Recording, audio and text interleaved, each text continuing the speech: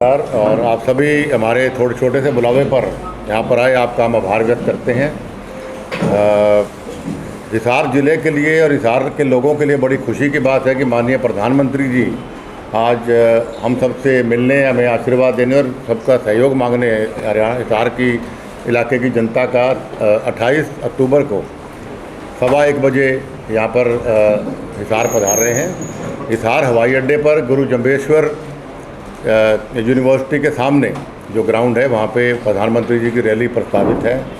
और कल हमने पार्टी मैनिफेस्टो भी जारी किया और सबसे बड़ी खुशी मुझे इस बात की हुई, इतने लंबे राजनीतिक जीवन में मैंने पहली बार देखा जब नड्डा साहब बोल रहे थे कि भाई हम लोग पुराना मैनिफेस्टो इम्प्लीमेंट करके और उसको नया संकल्प पत्र तब लेके आते हैं जब पुराना संकल्प पत्र पूरा हो जाता है। और उस संकल्प पत्र के जो मेन पॉइंट बिंदु थे उन्होंने पढ़ के भी सुनाए थे। तो बड़ी खुशी हुई कि भाई ताकि अगर संकल्प आप पूरा करते हैं तो नए संकल्प पे जनता भरोसा करती है। और उन्होंने जो भी मैनिफेस्टो संकल्प पत्र जारी किया उसमें हमारे ख़ास तौर पे हिसार में उन्होंने विशेष ध्यान दिया हमारे हिसार के अंदर, और उन्होंने औद्योगिक क्लस्टर स्थापित करने का भी प्रस्ताव रखा है। और हिसार हवाई अड्डे को इंटरनेशनल कार्गो हब के रूप में प्रस्तावित करने का संकल्प लिया है। और सेरेमिक वस्तुओं के विनिर्माण, प्रसंस्करण और विपणन को बढ़ावा देने को सिमेरिक पार्क स्थापित करेंगे हम लोग। और अमरूद के लिए अत्याधुनिक और पैकेजिंग प्लांट की मंडी स्थापित करने का भी संकल्प इस संकल्प पत्र के अंदर है। और 800 मेगावाट का नया थर्मल पावर प्लांट खेदड़ की तरह हम कल लगाने का यहाँ प्रस्ताव है। ऐसे ही कई चीज़ें और हैं, जैसे युवाओं को रोज़गार की बात है या किसानों को पैकेज की बात है। तो ये संकल्प पत्र लेके हम आपके बीच में आज आपके माध्यम से जनता को बताना चाहते हैं कि भाई पुराना संकल्प पत्र भी हमने फुलफ़िल किया और नए के लिए भी हमने संकल्प लिया, तो हमारा साथ दें।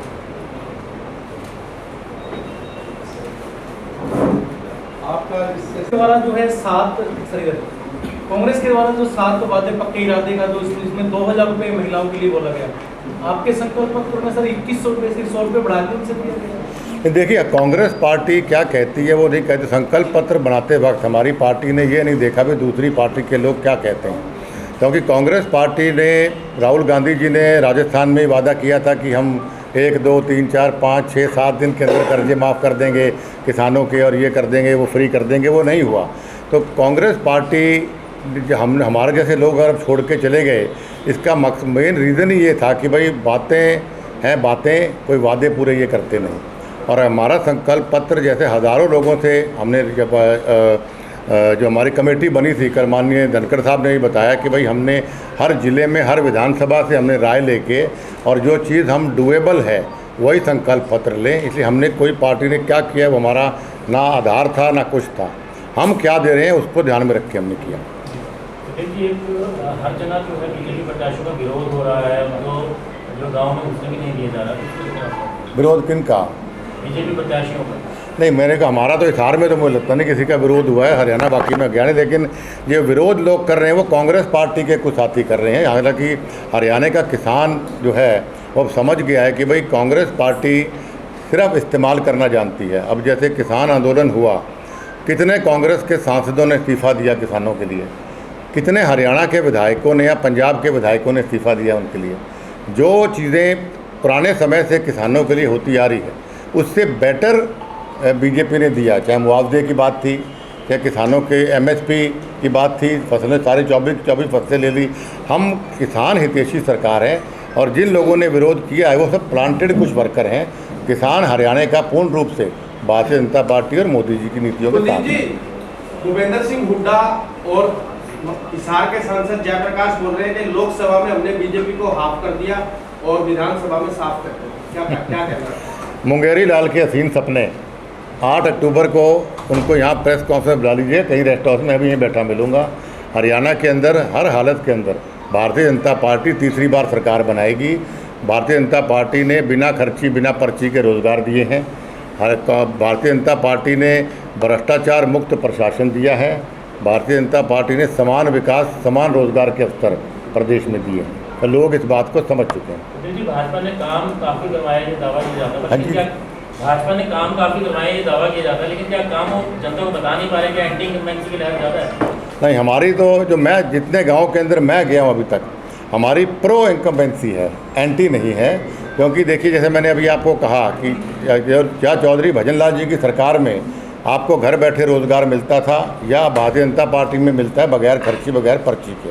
लोग भूले नहीं कांग्रेस की सरकार को, जब भजनलाल जी की सरकार, इस बीच की सरकार को, इसके अंदर हर जगह लाखों रुपए लेके लोग नौकरियां मिलती थी, हर चीज़ में भ्रष्टाचार था, रॉबर्ट वाड्रा से लेकर नीचे तक भ्रष्टाचार ही भ्रष्टाचार था।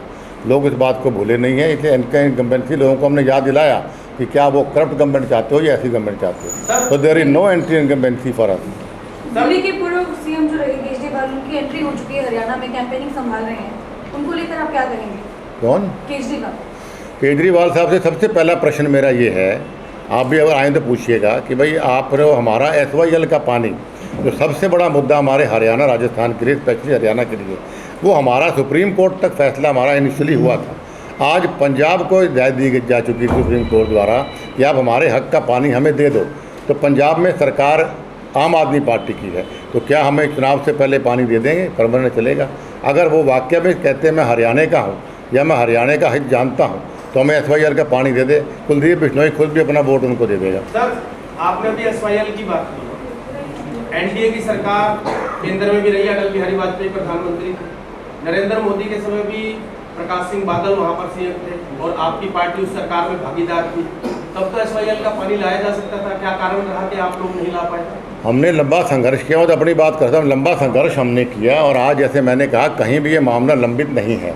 और इस मामले का अगर हम मिलजुल के इंसानियत के, पंजाब हमारा बड़ा भाई, हम छोटे भाई हैं, बड़े भाई का फ़र्ज बनता है छोटे भाई को आशीर्वाद देने का, और हमारा अधिकार भी। तो पानी हमें केजरीवाल साहब दे सकते हैं, हम तो अपना अधिकार मांग रहे हैं। सर, आदमपुर बाई इलेक्शन में जब केजरीवाल आए थे तो उन्होंने साफ तौर पर ये बात कही थी कि हमारा ये डिसीजन नहीं है, ये केंद्र का डिसीजन है, केंद्र सरकार ही काम कर सकती है। इसको लेकर आप क्या कहेंगे? बिल्कुल गुमराह करने वाली बात है। जैसे मैंने आपको कहा, डॉक्यूमेंटेड प्रूफ हम प्रेस को देने को तैयार हैं।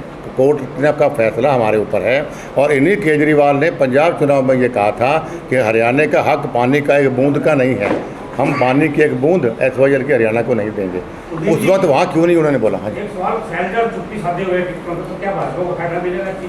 देखिए, हमें कांग्रेस पार्टी क्या करती, क्या नेता क्या करते उसका नहीं, लोगों का मन इस वक्त सभी 36 बिरादरियों का भारतीय जनता पार्टी को, मोदी जी की नीतियाँ और प्रदेश में माननीय नायब सैनी साहब ने जो 57 दिन के अंदर जो उन्होंने बेहतरीन फैसले लिए, उनके पर नॉन स्टॉप सरकार की और लोगों का विश्वास है।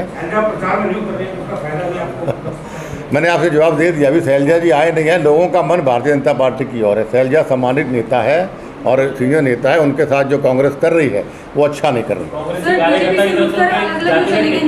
अब थोड़ा आप साथियों से और पूछ लो सवाल, मैंने दे दिया जवाब। आपसे पूछा ना जी, इस टाइम आपसे सबसे बेस्ट और सेलिब्रिटी पॉलिटिशियन आप ही हैं। हाँ जी, मैं तो जमीन से जुड़ा हुआ पॉलिटिशियन, मैं तो सेलिब्रिटी। आप और किरण चौधरी सेलिब्रिटी पॉलिटिशियन, जनता देखना चाहिए, जन नेता है ये। ठीक है जी। सर, बीजेपी में मुख्यमंत्री को लेके जो बात करी, आपको भी पता है, दावे कर रहे हैं लोग, तो आप भी मुख्यमंत्री के दावेदार? देखिए, मैं इस इलेक्शन में दावेदार नहीं हूँ, हमारा एक ही चेहरा है, माननीय नायब सैनी जी, और मन से धन से हम सब नेता या जो हरियाणा में चौधरी भजनलाल जी के अनुयायी हैं या मेरे संघर्ष के साथी हैं, वो नायब सैनी जी को मुख्यमंत्री मान के और हम भारतीय जनता पार्टी के साथ हैं।